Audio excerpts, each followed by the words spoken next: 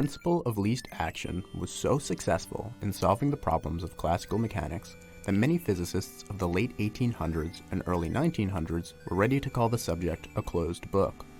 It was just at this time that a young, aspiring scientist by the name of Max Planck expressed his desire to enter a graduate program in the study of physics in Germany. He was flatly told it would be better to look elsewhere, for physics was at the end of the road, with so little really worthwhile left to do. Undeterred, Planck pressed onward. Quite to the contrary of what he was told, Planck would go on to become one of the founders of what we now call quantum mechanics, and physics has never been the same. What sets quantum mechanics apart from classical mechanics is quite simply that quantum mechanics is fundamentally random. Even if he is given all the information that can possibly be known about a quantum system, a physicist cannot, with absolute certainty, predict what the system will do next. He can only predict the probabilities that the system will do any of the numerous things it possibly could do. Most of us are familiar with probability from our experience with games of chance. For example, we know that when we roll a fair die, that is a cube-shaped die with equally sized sides, there is a 1 in 6 chance that it will land on any of its given faces.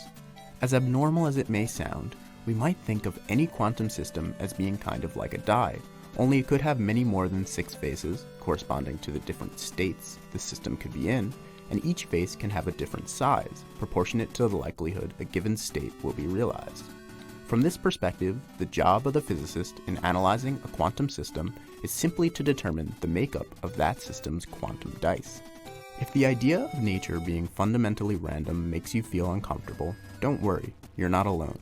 Einstein himself was famously opposed to the probabilistic nature of quantum mechanics, even going so far as to say, God does not play dice with the universe.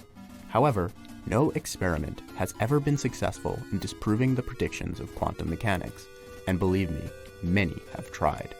Like it or not, quantum mechanics and all its randomness is here to stay. So, now that we know what our job is, and we've accepted that there's no way around it, it's time to get down to business. Still, it may feel like we've been dropped in a strange new world with no signposts or indications of where to go looking for our answer. But if there is one guiding principle throughout physics, it is, when in doubt, look to the action. So, that's just what we'll do.